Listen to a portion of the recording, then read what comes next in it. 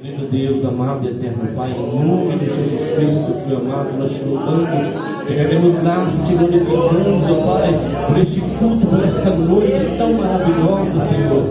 Olha, o Senhor trouxe, Pai, essa família abençoada para estar conosco, para nos abençoar, Senhor. Aqui está o teu servo preparado, Senhor, para o teu povo, Senhor. Usa ele como o Senhor de costume tem usado, ele graça, poder, unção, da tua palavra para transmitir aquilo que o Senhor tem colocado no teu coração. Aleluia, que através dessa palavra, Senhor, pessoas possam ser curadas, libertas, transformadas pelo poder da tua palavra. O Senhor já manifestou nessa noite a tua glória, o teu poder, a tua unção. Vai em nome de Jesus Cristo. Amém. Pai, Senhor, meus irmãos. Amém. Glória a Deus. Agora sim parece uma Assembleia de Deus. Meus amados, eu quero aproveitar que você está de pé. Por gentileza, abra sua Bíblia comigo.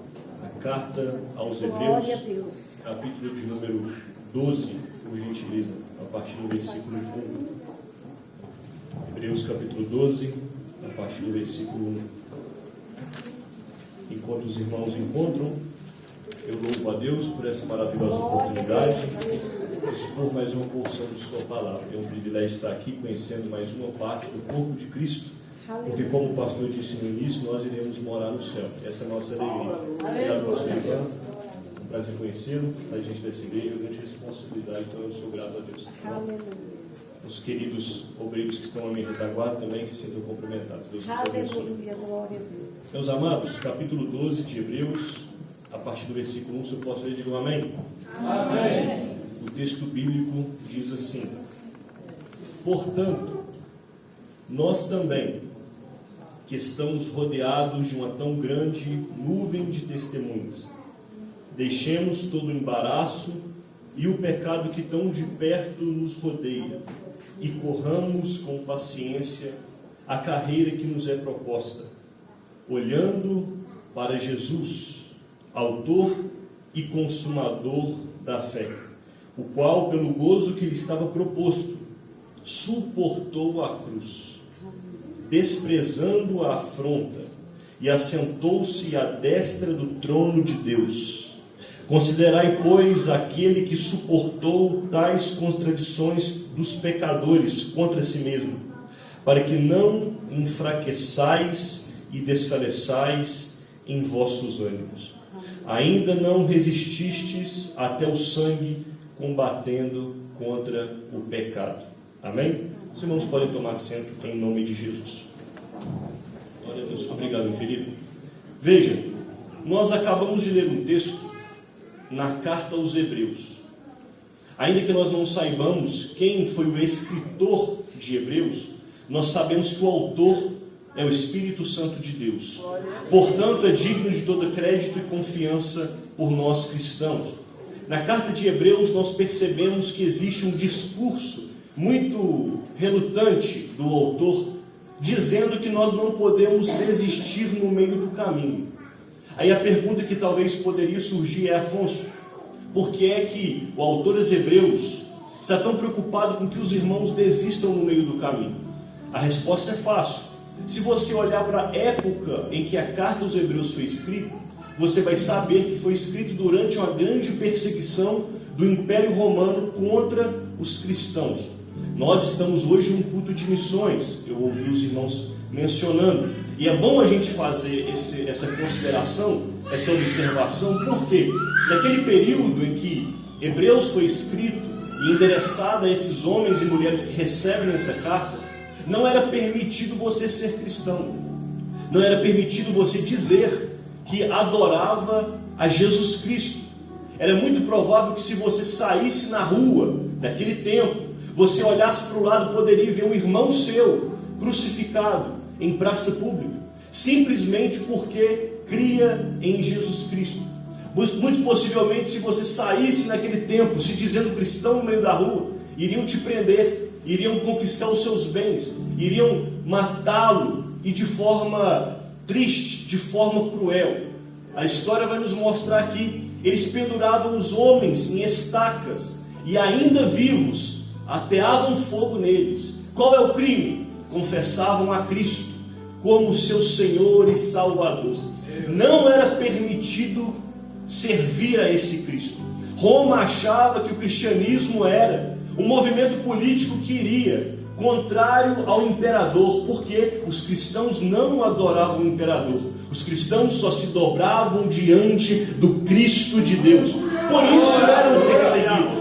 Agora, por outro lado, além deles serem perseguidos pelos romanos, eles também eram perseguidos pelos judeus, porque os judeus não criam em Cristo como Messias, não criam em Jesus como enviado, prometido. Portanto, quando os cristãos, os discípulos, os apóstolos, os primeiros convertidos pregavam que Jesus Cristo era a confirmação de Deus para aquele tempo, eles perseguiam eles, porque não poderiam aceitar um Cristo que foi morto na cruz. Era uma mensagem escandalosa, era uma mensagem que para eles não fazia sentido. Portanto, eles sofriam 2 tipos de perseguições. Quantos tipos, irmãos? 2 tipos, dos romanos e dos judeus. Então, quando você lê a carta dos Hebreus, você precisa entender que os irmãos que recebem essa carta estão debaixo de uma grande perseguição por parte dos romanos e por parte também dos judeus. Por isso o autor aos Hebreus ele vai fazer várias menções dentro de sua carta dizendo: não desista, não pare, não retroceda. Perceba que do capítulo 1 em diante, o autor aos Hebreus começa mostrando e revelando quem é o Cristo ao qual ele prega. E ele vai dizer que esse Cristo que ele prega é maior que os anjos, é maior que Moisés, é maior que a lei, é maior que o templo, é maior que os rituais do Antigo Testamento. E talvez você pergunte, Afonso, por quê? Ele está querendo mostrar que Jesus é superior a tudo aquilo que tinha passado no Antigo Testamento. E a resposta é simples: porque os cristãos daquele período estavam sendo tentados a abandonarem a Cristo, estavam sendo tentados a dar um passo atrás, estavam sendo tentados em abandonar a fé no nosso Salvador, porque eles pensavam: peraí, se estamos sendo perseguidos por romanos e judeus, se nós voltarmos ao judaísmo, os judeus param de nos perseguir. Se nós voltarmos ao judaísmo, os romanos vão parar de nos perseguir, porque o judaísmo era permitido pelo Império Romano. Então a ideia dos cristãos era: se a gente voltar atrás, dar um passo atrás, retroceder, eles vão parar a perseguição. Então vem o autor aos Hebreus dizendo: não retroceda para a antiga fé, você recebeu a Cristo, Cristo é maior do que tudo, Cristo é maior do que todos, Cristo é a revelação perfeita de Deus, não retroceda. O autor aos Hebreus vai fazer alguns apelos em sua carta: permaneça até o fim, fique até o fim, aguente mais um pouco. E você vai corroborar com a ideia de Jesus Cristo em Mateus capítulo 24, versículo 13, quando o próprio Cristo disse que aquele que perseverar até o fim será salvo. Não é uma fé que não tem caminho, não é uma fé que retrocede, mas é uma fé que fique forte, firme e segue até o final. Irmão, nós estamos aqui enfrentando tantos problemas, tantas perseguições, tantas coisas contra a igreja de Cristo, e talvez você está sendo tentado a desistir, a abandonar, a voltar atrás. Talvez você diga: Afonso, quando eu não servi a Cristo era mais fácil, o diabo não me perseguia, o mundo não me perseguia, o meu patrão não me perseguia, eu vou retroceder. E Jesus te trouxe aqui para dizer: meu filho, fica firme, aguenta mais um pouco. Aí o autor aos Hebreus vai dizer no capítulo 10, versículo 37, mais um pouquinho de tempo, aleluia, e aquele que há de vir, virá, e ele não tardará. Aguenta mais um pouco. Jesus Cristo está voltando para te buscar, para levar a igreja para morar com ele.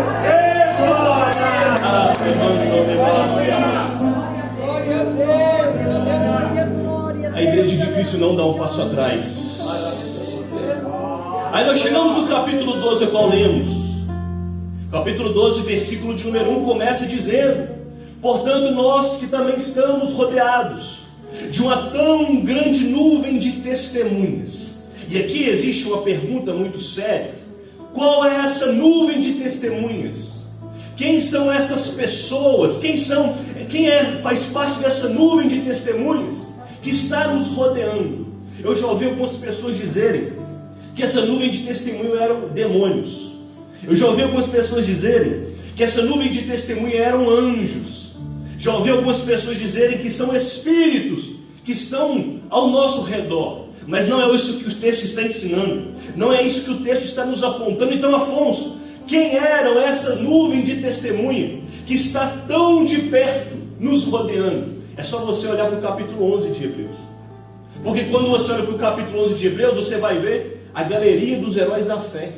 Homens que aguentaram a pancada. Homens que suportaram e permaneceram até o fim. Homens que não retrocederam. A Bíblia vai chegar a dizer que o mundo não era digno desses homens e mulheres. Foram cerrados ao meio, foram presos, apedrejados, foram jogados a animais ferozes, morreram por causa da fé. E talvez alguém pergunte, Afonso, por que eles aguentaram e venceram? Porque eles eram bons? Não. Porque eles eram melhores que nós? Não. Porque eles eram especiais? Não. A Bíblia nos ensina, é pela fé, é graça, é a graça de Deus que sustentou. Então você passa o capítulo 11 todo de Hebreus, ouvindo sobre Abraão, Moisés, Elias, você ouve sobre Davi, sobre homens e mulheres que suportaram esse mundo e não retrocederam por nada, não voltaram atrás por nada.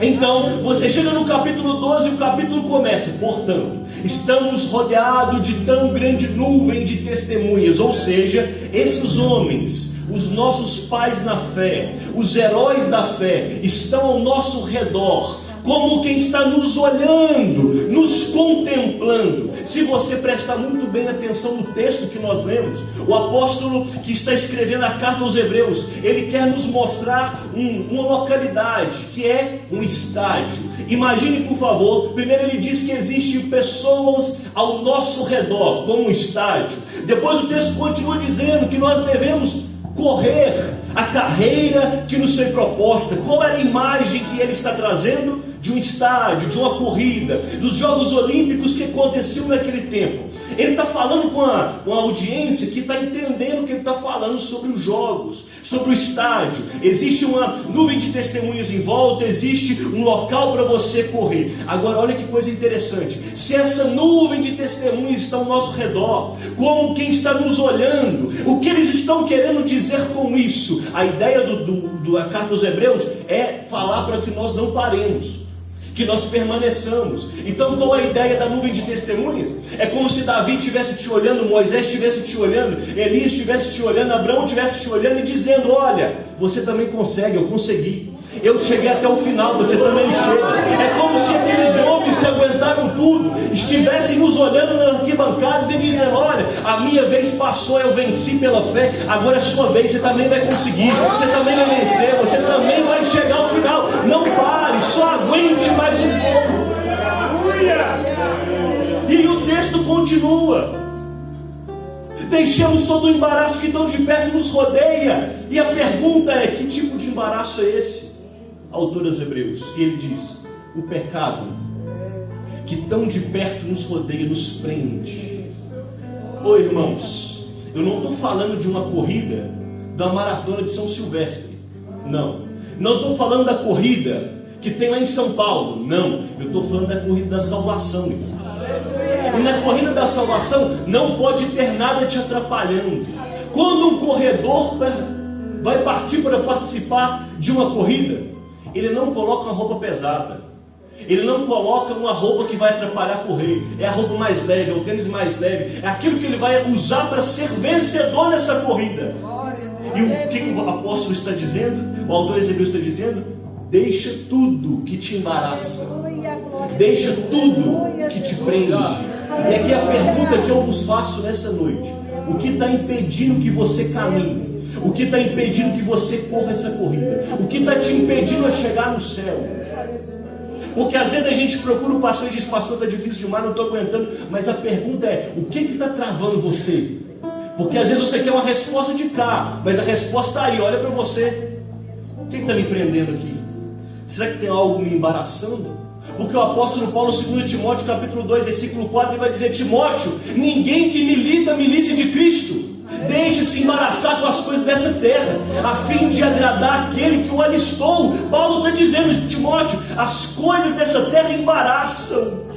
As coisas deste mundo nos prendem. Então a ideia é: se desprende, tira tudo e fica preparado para correr essa corrida. Porque eu não sei se te falaram, irmãos, a vida cristã é uma corrida, e não é uma corrida de 100 metros rasos. É uma maratona. Não começa hoje e termina amanhã. Não. É uma maratona. Mas a boa notícia é que nessa maratona, quem ganha não é quem chega primeiro, é quem chega.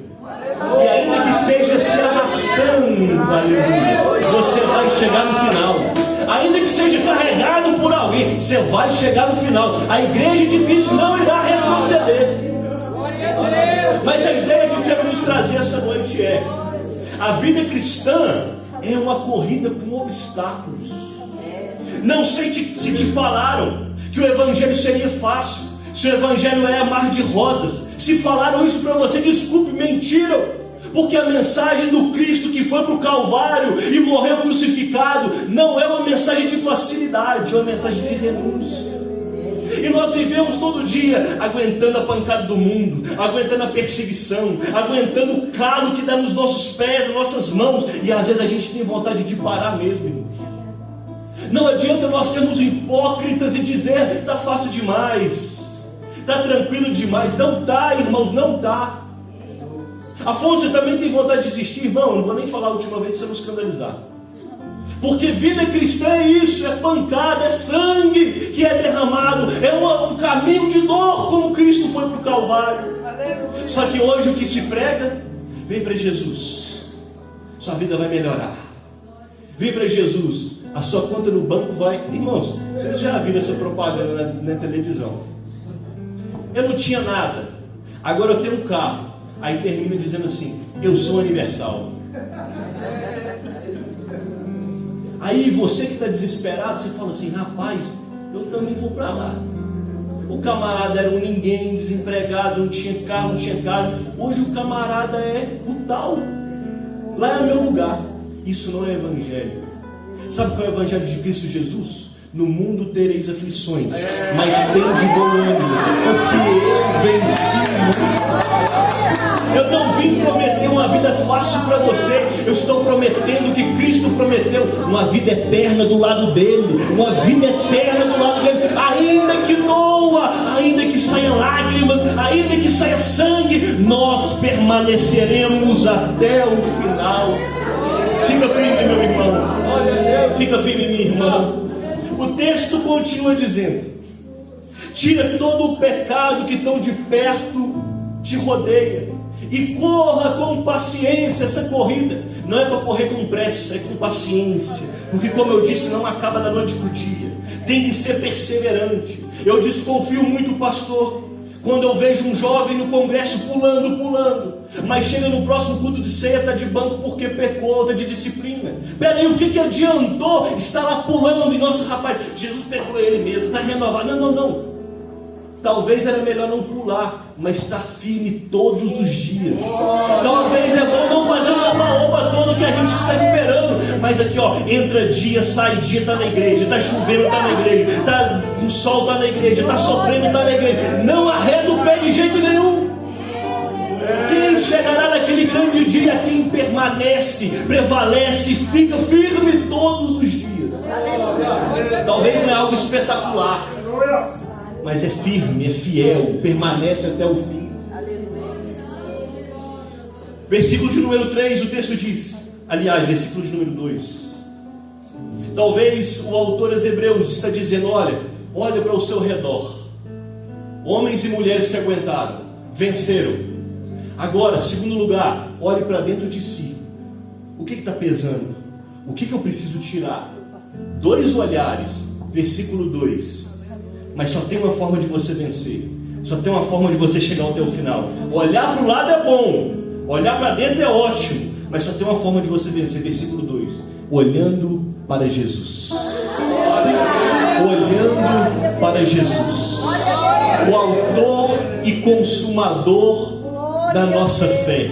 É muito bom, irmão, olhar para Davi. É muito bom olhar para Moisés. É muito bom olhar para Abraão. É muito bom a gente olhar olhar para os nossos pais na fé, o nosso pai, o nosso pastor, o presbítero. É muito bom olhar para os homens, mas tem um detalhe: se o homem cair, você cai junto.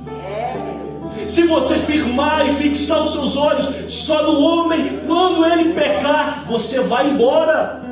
Quantas pessoas nós conhecemos que talvez dizem assim: olha, eu cantava na igreja, eu fazia parte do conjunto, eu era evangelista, eu evangelizava, eu entregava folheto, eu pregava, eu era o tal na igreja, mas o pastor errou, eu saí da igreja. Fiquei sabendo que fulano de tal fez alguma coisa lá no ciclo de oração, não vou mais, me desviei. Quantas pessoas a gente conhece que é assim? E a pergunta que eu vos faço nessa noite: você entrou aqui por quem? É pelo homem ou é por Jesus Cristo? Se você continuar olhando para o homem, quando o homem cair, você vai com ele. Agora, você quer permanecer até o final? Você quer permanecer até o fim dessa carreira? Olha para o Cristo, que nunca pecou, que não mente, que nunca errou, que não tem impureza em seus lábios, o Santo de Deus, que não tem pecado. Olha para ele e você vai permanecer até o final. Você vai conseguir ficar até o final. Eu pergunto para a igreja nessa noite: vocês estão olhando para quem? Qual é a direção que você está olhando? Eu me lembro de Mateus capítulo 14. Jesus acaba de fazer um milagre dos pães. Ele vira para os discípulos e diz: olha, atravessa o mar, já já eu chego. Aí peraí, Jesus vai chegar como? Não tem barco? Mas ele disse, então só obedece. Entra no barco, os discípulos entraram e foram. Jesus foi para o monte orar. Só que começou uma grande tempestade no mar, e Jesus no monte orando, os discípulos remando. De repente, alta madrugada, quarta vigília da noite, escuro. Imagina, irmão, não tinha luz naquele tempo. Se tivesse uma candeia dentro do barco, já tinha apagado há muito tempo por causa da tempestade. Imagina aquela escuridão, aquele breu. De repente vem alguém, aleluia, andando sobre as ondas do mar. Eles estão desesperados, o barco vai virar, a gente não vai aguentar, a gente vai morrer. E de repente vem alguém andando sobre a tempestade, aleluia. Quem chegando ali? Cristo Jesus. Quando eles olham para Jesus, eles vão gritar: é um fantasma. Olha onde que estava a mente desses discípulos. Olha para onde estavam olhando, é um fantasma. Jesus de prontidão diz: não temas, sou eu. Pedro olha para Jesus e diz: Jesus, se és tu mesmo, manda com que eu vá por cima das águas, e eu irei. E Jesus disse: vem. Peraí, onde na história tem a história de alguém que já andou sobre o mar? Não tem. Então Pedro pensou assim: rapaz, eu vou inaugurar um negócio inédito, ninguém nunca fez isso. Mas se Jesus está me chamando, é sobre a tempestade que eu vou andar. A Bíblia vai dizer que ele coloca o pé e firma. Opa, deu certo. Coloca o outro e ele começa a caminhar em direção a Jesus. Porém, a Bíblia diz que ele viu a tempestade, olhou para as ondas que estavam se levantando, ele temeu, e imediatamente ele afundou.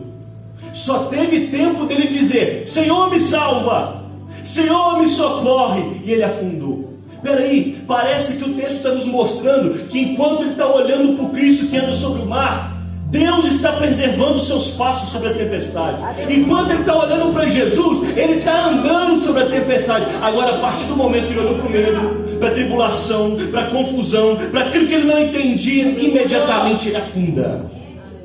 Mas por graça e misericórdia, Jesus prontamente estende as mãos e levanta Pedro imediatamente. A ideia que eu quero vos trazer é o seguinte: se você continuar olhando para a tribulação, para o problema, para as confusões, nós vamos afundar no meio do caminho, nós vamos ficar no meio do caminho. Mas o Cristo de Deus te trouxe aqui nessa noite para te dizer: permaneça olhando para mim, olha para mim, que eu garanto os teus passos. Marcos capítulo 5. Jesus desce na praia, a multidão aflui em seu redor. De repente vem um homem chamado Jairo, um líder de sinagoga. Imagina, vestes caras, homem de posição, homem de respeito. E ele vai até Jesus porque ele tem um problema. Qual é o problema dele? Sua filha está terrivelmente doente. Sua filha está pronta a morrer. E aí ele vem até Jesus. Só que o texto vai dizer que quando ele chega até Jesus, o que ele faz? Se prostra. Mas espera aí, e a veste cara? E a postura? E aquele homem de posição, de respeito? Na frente de Jesus, irmãos, não tem rico. Na frente de Jesus não tem pobre. Na frente de Jesus não tem uma posição mais elevada. Diante de Jesus nós somos todos iguais. Como assim, Afonso? Dependentes da graça dele. Só se prostra. Ele vem e se joga aos pés de Jesus. E ele vai dizer: Jesus, a minha filha está terrivelmente doente, vamos na minha casa. E Jesus disse: eu vou. E Jesus começa a ir para a casa de Jairo. Só que você conhece o texto muito bem. Se eu estou refrescando sua memória, aparece a mulher do fluxo de sangue, que há 12 anos estava com hemorragia. Agora eu quero que você imagine a cabeça de Jairo. Ele corre até Jesus, tira a multidão, se prostra: Jesus, pelo amor de Deus, vamos embora na minha casa, a minha filha está pronta a morrer. E eles começam a ir. De repente a multidão aflui, começam a apertar Jesus para cá, para lá, e ele diz: espera aí, alguém me tocou. E o camarada está desesperado, minha filha, minha filha, minha filha. E Jesus para tudo. Quem me tocou? Ô Jesus, você está brincando, né? Todo mundo está te tocando. Está todo mundo te apertando. Espera aí, alguém me tocou diferente, porque eu senti que de mim saiu virtude. Aleluia! A Bíblia diz que ele parou um momento, irmãos, que ele estava indo para a casa de Jairo. Jairo desesperado com a sua filha. Mas Jesus está tranquilo, porque o dono da vida sabe aquilo que ele vai fazer. Então Jesus não tem esse problema, não tem pressa. Jesus não tem pressa, não. A Bíblia vai dizer que ele pergunta: quem me tocou, quem me tocou? A mulher que tinha 12 anos com hemorragia vai até a ele, se revela: Jesus, foi eu que te toquei. E o texto diz: e ela contando toda a verdade. Irmão, imagina uma mulher contando toda a verdade. Quanto tempo ela parou com Jesus ali? E Jairo desesperado, esperando. E a mulher contando tudo que tinha acontecido com ela. 12 anos com a hemorragia. A Bíblia vai dizer que Jesus despede aquela mulher, você conhece, e ele volta para o caminho da casa de Jairo. E aí de repente vem um servo de Jairo dizendo: ô Jairo, é o seguinte, pare de incomodar o mestre, porque a sua filha não está mais doente, ela morreu. A Bíblia não diz, mas antes de Jairo tentar falar qualquer coisa, Jesus antecipa Jairo e diz: Jairo, não temas, crê somente. E aqui é onde eu quero que você faça uma reflexão. Eu preciso de sua atenção. Eu quero que você faça uma reflexão neste momento, porque nós ouvimos o mensageiro trazendo a notícia ruim: ela morreu. Mas do outro lado você ouve o próprio dono da vida dizendo: calma. E a pergunta é: você vai ouvir a quem? Você vai olhar para quem? Nós estamos falando sobre olhar. Porque, irmãos, quantas vezes a notícia má chega para nós, a notícia ruim chega para nós. Quantas vezes nós nos encontramos desesperados, sem saber como iremos resolver alguma pendência. E então a pergunta é: você vai olhar e confiar na voz de quem? A Bíblia não diz a resposta de Jairo, mas Jesus continua indo para sua casa. E quando Jesus chega lá e diz: rapaz, a menina só está dormindo, levanta, pode dar comida para ela está viva. Nós precisamos escolher para onde nós iremos olhar. Pedro olhou para a tempestade e afundou. Se Jairo olha para a notícia ruim, talvez não teria recebido o que Jesus fez na casa dele. Eu quero te convidar nessa noite, meu querido e minha querida irmã, para olhar para ele. Afonso está doendo, olha para ele. Afonso está difícil demais, olha para ele. Afonso, minhas mãos estão calejadas, já tentei muito, olha para ele. Olha para ele, ele tem a resposta para você. Aleluia! Aleluia, Deus! O que eu quero trazer para os irmãos essa noite é que, independente da situação, o nosso olhar não pode mudar o foco. Eu não estou aqui prometendo milagre para você, vai acontecer na sua vida. Não estou falando nada disso. Estou falando para você olhar para Ele. Porque quando a gente olha para Ele, até quando aquilo que a gente quer não dá certo, você permanece confiando, porque você está olhando para aquele que não tem defeito. Porque qual é o problema hoje, pastor Ivan?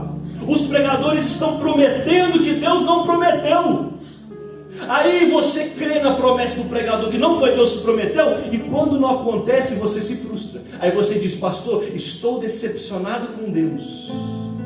Eu pergunto, como você se decepciona com alguém que não erra? Como você se decepciona com alguém que não mente? Não tem como. Então você não se decepcionou com Deus, você se decepcionou com o que pregaram para você, e talvez foi uma promessa que não foi Deus que prometeu. E irmão, oxalá se nós estivermos com o mesmo espírito de Jó, porque Jó perdeu tudo, mas ele arrancou força. No capítulo 13, sabe o que ele disse? Senhor, ainda que o Senhor me mate, nele eu esperarei. Olha só, ninguém prometeu a bênção de Jó, ninguém prometeu a restauração para Jó, ninguém disse: Jó, agora você vai prosperar mesmo. Não, mas ele disse: se Deus me matar, tudo bem, eu estou esperando nele, eu não arredo o pé daqui, eu não saio, eu não me desvio de sua presença. Nós temos que mostrar para o mundo que nós não servimos a Cristo, não é pelo aquilo que Ele nos dá, é por aquilo que Ele já fez na cruz do Calvário. Ele nos salvou com o seu sangue. O texto continua dizendo: olhando para Jesus. Mas não é apenas olhando para Jesus, não, olhando para Jesus, que suportou a cruz. Oh meu Deus do céu, olhando para Jesus, que suportou a cruz. Perceba, o autor aos Hebreus está querendo nos mostrar que a nossa perseverança está ligada com o fato que Jesus suportou a cruz. O que ele está dizendo, Afonso? Ele está dizendo o seguinte: se Jesus foi até o final, você também vai. Aleluia. Se Jesus não parou, você também não vai parar. Em João capítulo 13, versículo 1, na última ceia, a Bíblia diz que Jesus, sabendo que já era hora de consumar todas as coisas, Ele amou os seus e os amou até o fim. Aleluia. Ele não retrocedeu, irmão. Se Jesus estivesse no auge da cruz e Ele retrocedesse, se Jesus estivesse no auge da cruz e Ele ouvisse que os homens estavam falando para Ele: ei, desce daí, se tu és o Cristo mesmo, desce da cruz, se tu és quem tu diz que és, o Filho de Deus, desça dessa cruz. Se Jesus descesse da cruz, irmão, eu e você desceríamos ao inferno, mas como Ele permaneceu, nós subiremos ao céu. Se Jesus não parou, você também não vai parar. Fica firme, fica firme, fica firme, suporta, aguente mais um pouco, Ele está cuidando de você. Nós podemos confiar, porque é Ele que nos guarda debaixo da sua graça maravilhosa e salvadora. A cruz de Cristo é a maior garantia que nós conseguiremos chegar até o final. Foi por causa da cruz de Cristo. Um homem foi maldito no madeiro, para que eu e você pudéssemos ser benditos de Deus. Um homem colocou uma coroa de espinhos naquela cruz do Calvário, para que eu e você fossem coroados com a coroa de glória naquele grande dia. Jesus, Ele se separou do Pai por um instante. No auge da cruz, próximo de sua morte, Ele disse: Deus meu, por que me desamparastes? Por um minuto, por um instante, por um momento, o Pai se separou de Jesus. Para quê? Para que eu e você nunca mais ficássemos separados dele. O véu do templo se rasgou. Eu e você temos acesso ao Cristo que nos salva. No Getsemane, Ele estava sozinho. No Calvário, estava sozinho. No julgamento, estava sozinho. No momento da sua morte, até Deus o abandonou, como eu acabei de explicar. Para que, Afonso? Para que eu e você hoje pudéssemos ter a confiança daquilo que Ele disse em Mateus capítulo 28, dizendo: eu estarei com vocês. Aleluia. Eu estarei com vocês até a consumação do século. Deixa eu te dizer uma coisa, meu irmão e minha irmã, você não está sozinho, você não está sozinha, porque em Atos capítulo 1, Jesus subiu ao céu, mas no capítulo 2, ele envia o Consolador, e hoje o Espírito Santo, o Espírito da verdade, está conosco, e ele não nos deixa, ele não nos abandona. O Espírito Santo é aquele que nos abraça no momento da dor, é aquele que nos abraça no momento do luto, é quando a gente acha que não vai conseguir. O Espírito Santo está nos capacitando a levantar mais uma vez, a encarar mais um dia, a encarar mais uma semana, a encarar mais um mês. O Espírito Santo está nos capacitando. Nessa noite eu não vim dizer para você que a casa vai chegar, que o carro vai chegar. Eu vim te dizer que o Espírito Santo desce como a graça nessa noite, para fortalecer seus pés, para fortalecer suas mãos, para não deixar você no meio do caminho.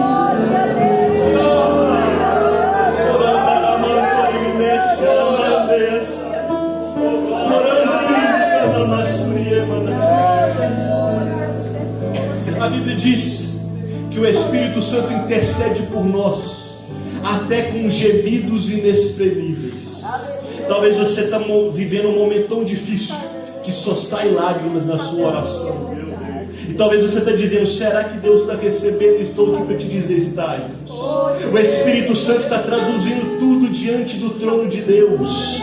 Quando faltar palavras, chora mesmo. Quando faltar argumentos diante dele, chora mesmo. Derrama sua alma diante dele, porque é ele que te fortalece, é ele que te sustenta, é ele que te levanta. Olhando para Jesus, que suportou a cruz, e quando você olhar para ele, ele diz: vocês não vão enfraquecer, vocês não vão desfalecer no meio do caminho. Versículo 12: portanto, tornem a levantar as mãos cansadas e os joelhos trôpegos, ou os joelhos desconjuntados. A ideia é de um homem que correu tanto, que ele está fraquejando no meio do caminho, que ele está parando no meio do caminho, e o autor dos Hebreus está dizendo: fica firme, olha para ele, suporta, permaneça, porque ele está voltando para nos buscar. Essa corrida está acabando, e já Jesus chega no céu para buscar a sua igreja. Fica de pé comigo em nome de Jesus, glorificando a este Deus. E o Espírito Santo de Deus. Espírito Santo de Deus. Feche os seus olhos por gentileza, meu amado irmão. Eu gostaria que você nesse momento fizesse essa oração, pedindo graça para continuar. Porque eu sei que está difícil, irmãos. Eu sei que não é fácil. Eu sei que estar aqui não é fácil, não é brincadeira. Então nós precisamos pedir para Ele nos fortalecer. Espírito Santo de Deus, nós apresentamos a Tua noiva na Tua presença nessa noite. O pedido é simples, Senhor: nos abrace, Senhor. Espírito Santo de Deus, derrama sobre nós uma graça, para que a gente consiga caminhar mais um pouco, para que a gente consiga suportar mais um pouco. Senhor, não permita que o mundo venha tirar a nossa força, não permita que o diabo venha tirar a nossa força. Nós clamamos nessa noite, Senhor: fortalece os nossos pés, fortalece nossas pernas, fortalece nossas mãos, para que a gente continue. Nós sabemos que o Senhor está voltando, e nós precisamos dessa graça para permanecermos em Tua santa presença. Espírito Santo de Deus, nos guarde, Senhor. Nos guarde, Senhor, do maligno. Nos guarde, Senhor, dos planos maus contra a nossa vida, e faça com que a Tua igreja seja uma igreja vitoriosa, uma igreja triunfante na glória, porque nós estamos aguardando e esperando um grande dia que nós poderemos olhar para o Senhor e dizer: valeu a pena, Senhor. Valeu a pena toda luta, valeu a pena toda dor, valeu a pena todo sacrifício, valeu a pena toda oração, valeu a pena, Senhor, toda renúncia. Chegará esse grande dia e nós queremos te abraçar, Senhor, olhar para a Tua face, o Senhor enxugar de nossos olhos toda lágrima. O Espírito Santo de Deus continua guardando esta igreja, continua fortalecendo esses irmãos, Senhor, pastor Ivan, em nome de Jesus, que o Senhor venha guardar este povo, para que nós possamos nos encontrar naquele grande dia no céu,